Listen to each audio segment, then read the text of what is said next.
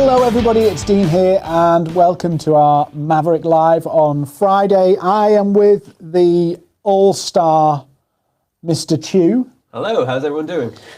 And Luke's been moving house this week, right? Yeah, it's been a it's been an experience. I did it we started on, it's been a week actually.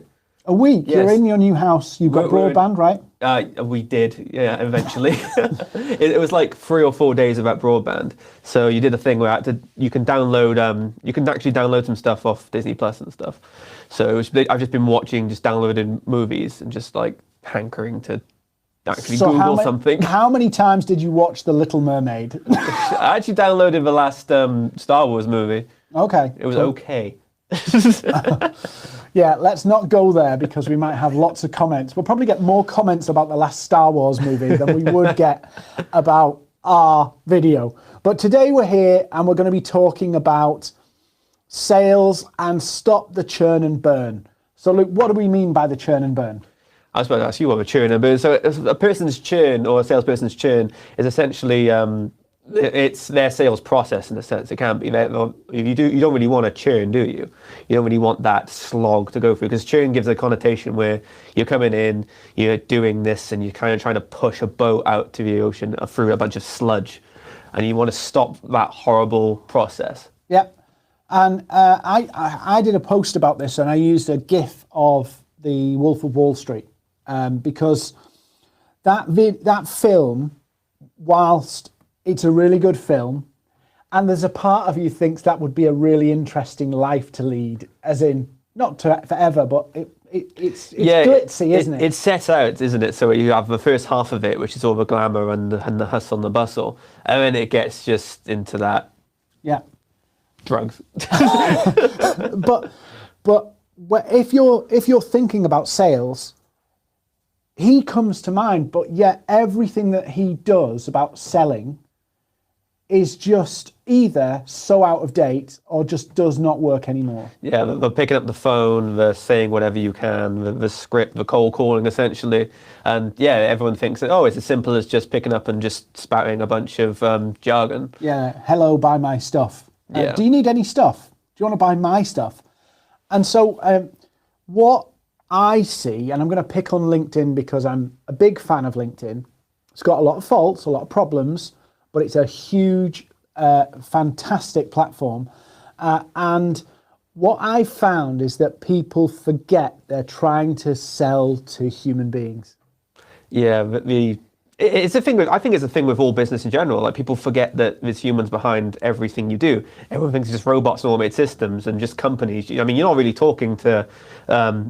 When you talk to you on LinkedIn, you're not talking to Maverick. You're not talking to the building. You're not talking to the cameras. You're talking to you. Yeah.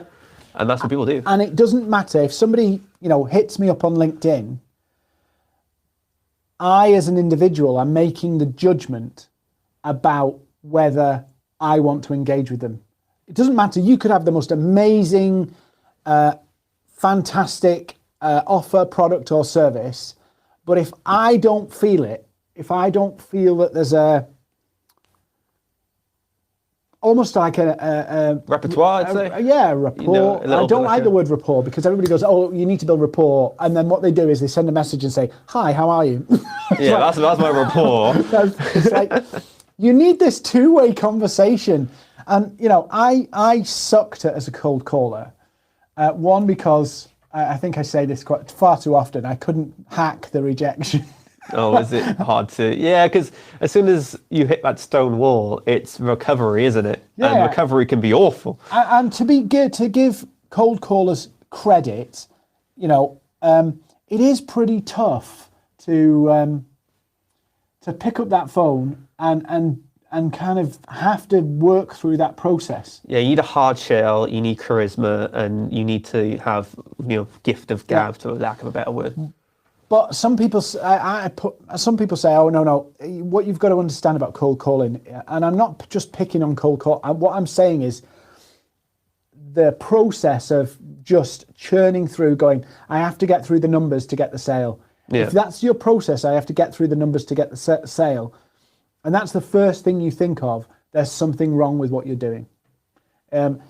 So I've talked about this with some people on LinkedIn, that if you're getting, and these are ridiculous numbers, but it's true, you should be able to get a 20, if you do it right with social selling, you should be able to get a 25% of people onto a call.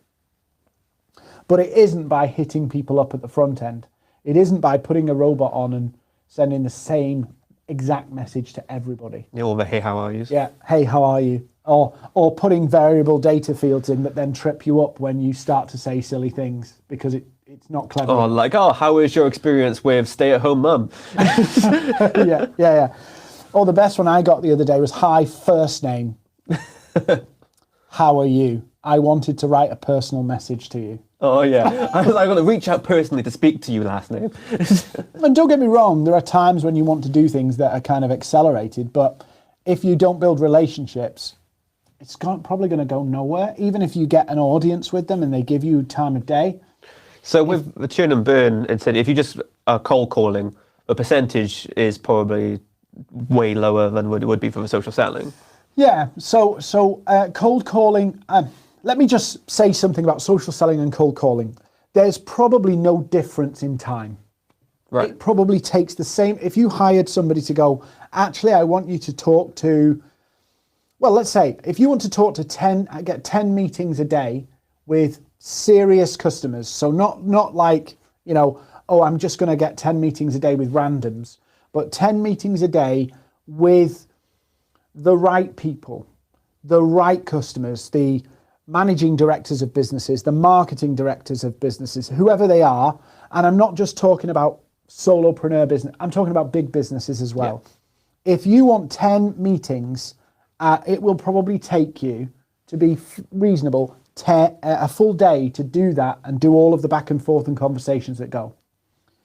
Now, you can automate that and you can do the messages in 10 minutes, but you'll get 0 replies, absolutely 0 replies. Whereas if you'll spend the day, you'll get the 10 meetings. So that's the difference, really, making it. It's getting it, not getting it. Yeah. So Curtis, we practice what we preach here, and Curtis has had to ease off his LinkedIn the last few days because he's been getting far too many meetings. So he's got no time to actually do his follow-up. Yeah. And that's the kind of balance, is that, you have to do the follow-up, you have to do all the work, get all the meetings, write all the proposals and quotations and all that kind of stuff afterwards, depending on what your process is. So as we were doing the prep for the show, you was mentioning how in order to get that done, you need to understand the product, you need to understand, the audience as well. That's a big deal of it. You can't just say, social selling will work all the time. You still need to put in the effort to understand how to do it. You might have managing director of manufacturing business and then another managing director of a manufacturing business. You can't use exactly the same thing on both people. This business might be in completely different shape, have completely different challenges, have completely different emphasis than this one.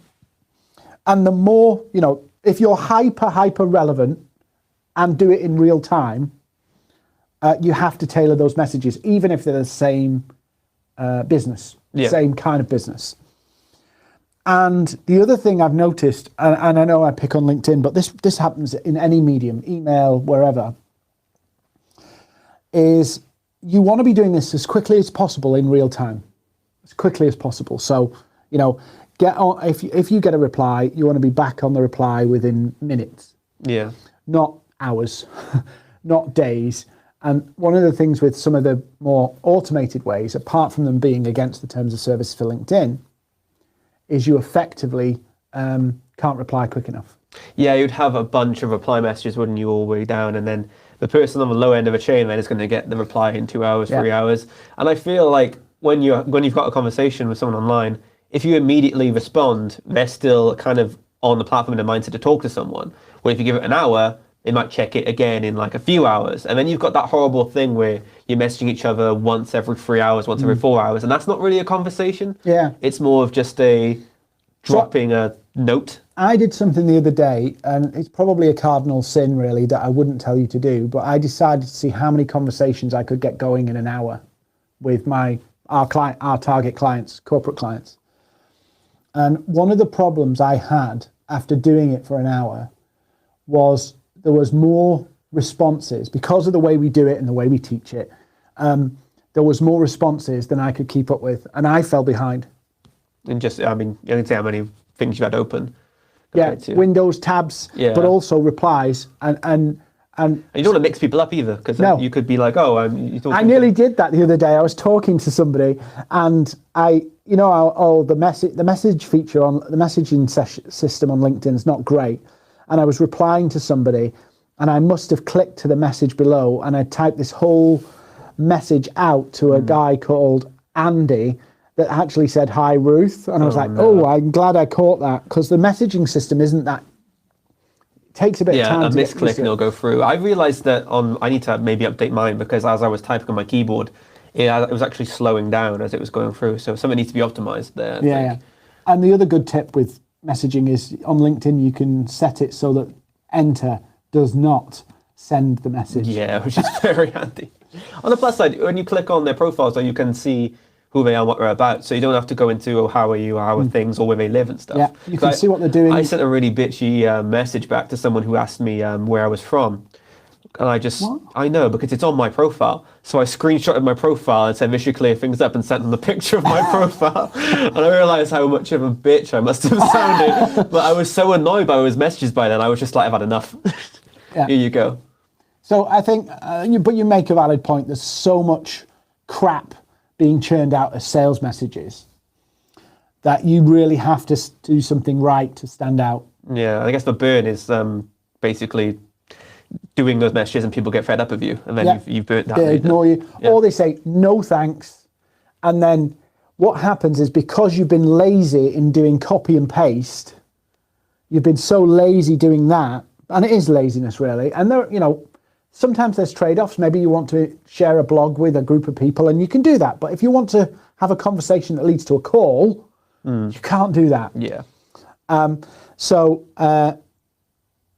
Yes, because you're doing the laziness of these messages, they go, no thanks, and then what do? Yeah, you can't strike a new conversation up, because that's an end, isn't it? You've just ended that. So what do? Do you wait a few months and try again? And then when you send them another message, they see all the...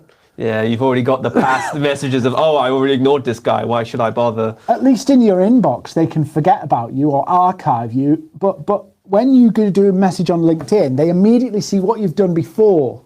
Yeah. And all of that can kind of ruin it. Completely agree. I've been in before where I've got a message off someone, which is a big War and Peace message, like you say about before. And I've realized as I scroll up, it's just a different variant of the same message for months and months and months without any reply by me. Yeah. Just all the way up, down. I'm just thinking to myself, if it was just a normal message, I'd go, this is terrible. But when it was a lot of them, I was like, this guy really doesn't know what he's doing. That's churn and burn. Yeah. Yeah, just keep going. Or I'm just circling back, or I'm just following up, or I'm just floating it back to the top of your inbox. It's like, really? This isn't getting you anywhere. I think, if you have to send, I'm just floating it back to the top of your inbox. You need to ask the question, why did it sink to the bottom in the first place? Anyway, I'm a bit grumpy on a Friday. So I think churn and burn doesn't work, but if you want real meaningful conversations, you have to put the time in. And if you're looking to shortcut it, then obviously those customers don't mean enough to you to put the effort in, to build the relationships, and to have the real, genuine, human-to-human conversations. And I think we're going to wrap up on time for a change, Luke. Yeah, amazing. But guys, if you really want to sell on LinkedIn, we're only too happy to help you. We've got free training on our YouTube channel. You can go to our website and sign up for it. And we have our paid programs too. But don't churn and burn. And please go and have a relaxing, refreshing weekend. And we'll see you next week.